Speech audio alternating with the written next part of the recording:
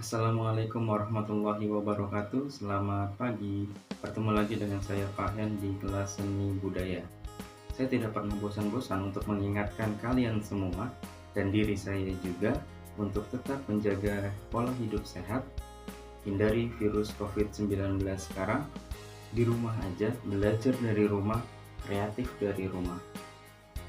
Kalau terpaksa keluar rumah, menggunakan masker.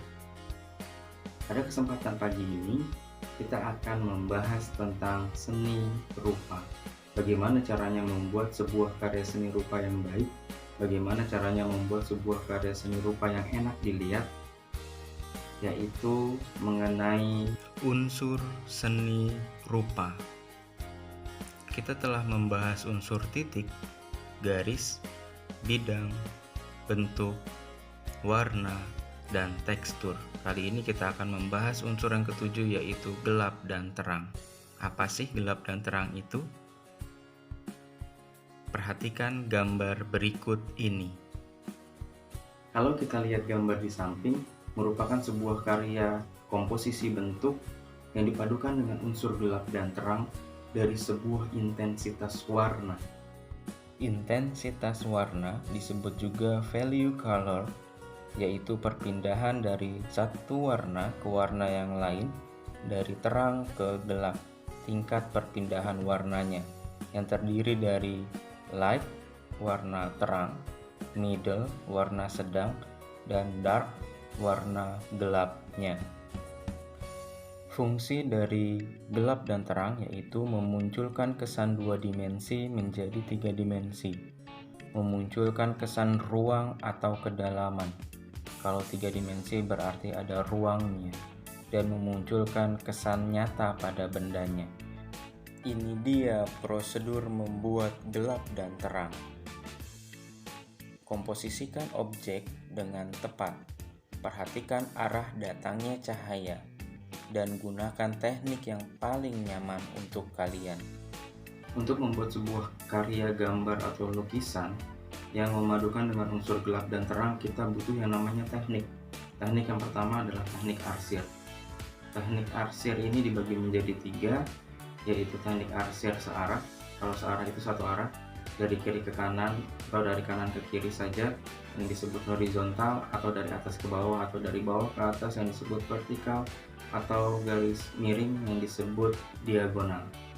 Kemudian yang kedua adalah teknik arsir silang, yaitu semua garisnya saling bersilangan antara horizontal dengan vertikal, atau vertikal dengan diagonal, atau horizontal dengan diagonal, atau ketiganya saling menyilang. Kemudian yang ketiga adalah teknik arsir acak. Kalian bebas menggunakan tangannya atau freehand, bebas tangannya bergerak sampai semua area yang mau diarsir itu tertutupi. Syaratnya adalah yang pertama, untuk teknik arsir kalian harus sabar. Kenapa sabar? Karena dia satu arah, posisinya satu arah, hanya satu arah, bukan dua arah, satu arah semuanya. Posisi pensilnya itu 90 derajat dengan kertas, ujungnya harus runcing, menempel ke kertas, satu arah, bukan dua arah. Kalau dua arah seperti ini, kalau satu arah seperti ini. Posisi pensil runcing dan 90 derajat. Makanya saya bilang teknik arsir ini adalah teknik arsir yang butuh kesabaran. Kita masuk ke teknik yang kedua, yaitu teknik busel. Kalau teknik arsir itu tadi menggunakan ujung pensilnya, ujung penanya, posisinya 90 derajat. Kalau teknik busel posisinya 45 derajat. Artinya dia menggunakan bagian sisinya dari pensilnya atau penanya ketika menggoreskan di atas media berkaryanya. Seperti ini posisinya. Ini teknik busel. Kita masuk ke teknik yang ketiga. Teknik yang ketiga ini sudah pernah kita lakukan di pertemuan pertama kita, yaitu teknik pointillis. Pointillis ini adalah teknik mewarnai objek atau menutupi objek dengan titik, semuanya dengan titik. Posisi pensil 90 derajat di atas media berkarya. Kita masuk ke teknik yang keempat, yaitu teknik akuarel. Teknik akuarel ini seperti yang kalian lihat di gambar di samping. Ini adalah teknik dengan menggunakan cat air. Cat air ini adalah sebuah bahan untuk berkarya yang unik, karena dia bisa menampilkan efek-efek tertentu dan tipis hasil warnanya, hasil goresannya. Kita masuk ke teknik yang kelima. Teknik yang kelima adalah teknik pelakat. Teknik pelakat adalah teknik mewarnai atau menutupi objek dengan warna secara merata. Rata dia, pekat hasilnya. Biasanya menggunakan bahan cat akrilik yang base-nya air atau cat minyak, base-nya minyak.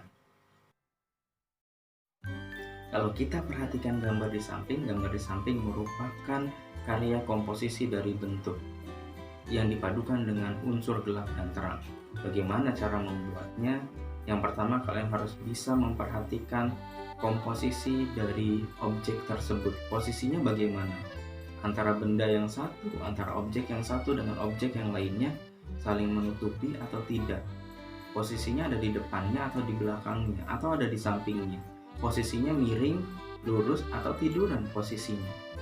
Itu yang harus kalian perhatikan, karena akan berpengaruh kepada gelap dan terangnya nanti. Yang kedua, kalian harus bisa memperhatikan, membayangkan, atau mengimajinasikan posisi cahaya atau sinarnya datang dari mana. Dari atas, bawah, kanan, kiri. Kalian harus bisa mengimajinasikan itu, karena ini juga akan berpengaruh penentuan bagian mana yang terang, bagian mana yang middle, bagian mana yang gelap. Objek yang paling dekat dengan cahaya akan terang. Objek yang agak jauh dan tertutupi sedikit akan menghasilkan middle colornya. Objek yang tertutupi dengan bendanya atau tidak terkena dengan sinarnya atau cahayanya tadi, itu akan gelap hasilnya.